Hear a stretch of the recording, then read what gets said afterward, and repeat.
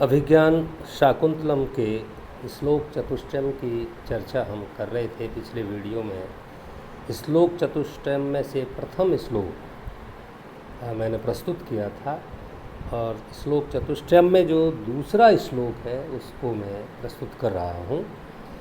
पातुम न प्रथमम व्यवस्यति जलम युष्मासु अपीतेषु या ना दत्ते प्रियमंडनापि भवताम स्नेहेन या पल्लवम आद्य वै कुसुम प्रसूत समये यस्या भवति उत्सवा से अयम याति शकुंतला पतिगृहम सर्वे अनुज्ञायताम।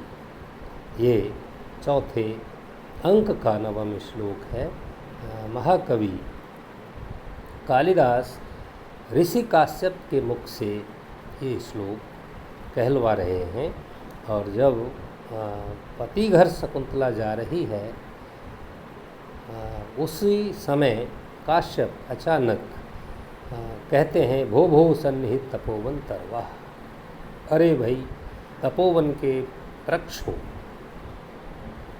जो भी मेरे आसपास हो और सुन रहे हो, आज तुम्हारी ये बहन अपने पति घर जा रही है। क्या कह रहे हैं काश्यप वृक्षों से? पातुम न प्रथमम व्यवस्यति जलम युष्मासु पीतेषु या। हे वृक्षों, ये वही बच्ची, वही बालिका जो तुमको जल पिलाने से पहले जल ग्रहण नहीं करती थी, ऐसी शकुंतला ना दत्ते प्रिय मंडनापि भवताम स्नेहेन या पल्लव। और जिसको मंडन आभूषण प्रिय होने पर भी स्नेह के कारण वे आपके पल्लवों को जो ग्रहण नहीं करती थी, अर्थात तोड़ती नहीं थी, फूलों को, कौपलों को, ऐसी शकुंतला आद्य वह कुसुम प्रसूत समय यस्या भवति उत्सव। हे वृक्षों, जब तुम्हारा फूल उत्पन्न करने का समय आता था, जिसको सबसे बड़ा उत्सव के रूप में मनाती थी, खुश होती थी, जैसे होली दिवाली का उत्सव मनाते हैं, इस तरीके से जो उत्सव मनाती थी जब तुम में नई नई कौपल और फूल खिलते थे, ऐसी शकुंतला सायम याति शकुंतला पतिगृह। हे वृक्षों, वही शकुंतला आज अपने पति घर को जा रही है। सर्वै अनुज्ञायताम। आप सारे मिलकर के इसको आज्ञा दें, आज्ञा दीजिए। ये कितना मनोहारी चित्रण कालिदास जी ने प्रस्तुत किया है। तपोवन के वृक्षों पर मानवता का आरोपण किया है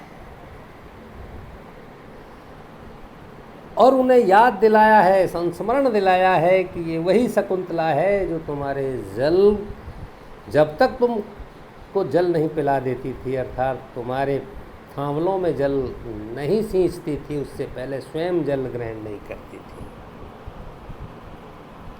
ये अद्भुत चित्रण है कवि का, प्रकृति के प्रति प्रेम का संदेश है। ऐसा हमको अपने जीवन में हमें भी अपनाना चाहिए। पौधों से, वृक्षों से प्रेम करना चाहिए, उनका जल सिंचन करना चाहिए। प्रकृति जीवित रहेगी तो मानवता जीवित रहेगी। आगे कहते हैं ना दत्ते प्रिय मंडनापि भवताम स्नेहन पल्लव। अरे वृक्षों, ये वही शकुंतला है जिसको आभूषण प्रिय हैं, प्रिय थे, लेकिन तुमसे स्नेह के कारण तुम्हारे पल्लवों को कभी उसने ग्रहण नहीं किया, अर्थात तुम्हारे फूलों को, कोपलों को कभी नहीं तोड़ा। अक्सर मानव का स्वभाव है कि वो किसी बाग में, बगीचे में घूम रहा है और उसको कोई फूल खिला मिलता है, झट से उसको तोड़ लेता है, कान पर लगा लेता है, चंद मिनटों बाद उसे सड़क पर फेंक देता है। ये मानव का स्वभाव है। यहाँ भी कवि का संदेश है कि शकुंतला की तरह हमारा स्नेह वृक्षों के प्रति, प्रकृति के प्रति होना चाहिए। हे वृक्षों, जब तुम्हारे प्रसूति का समय होता था, अर्थात फूल जब तुम में खिलने की ऋतु आती थी, समय आता था, तो वो उत्सव मनाती थी, अपार प्रसन्न होती थी। ऐसा मानव को होना चाहिए। वही शकुंतला आज अपने पति को घर जा रही है। हे वृक्षों, हे वनस्पतियों, सारे मिलकर इसे आज्ञा दीजिए।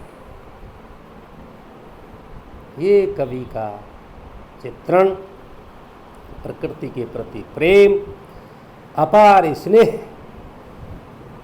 और प्रकृति के रक्षण का संदेश हमें प्रदान करता है। महान कवियत्री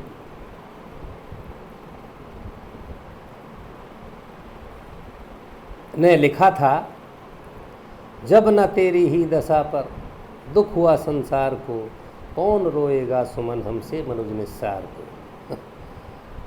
सत्य कहा था।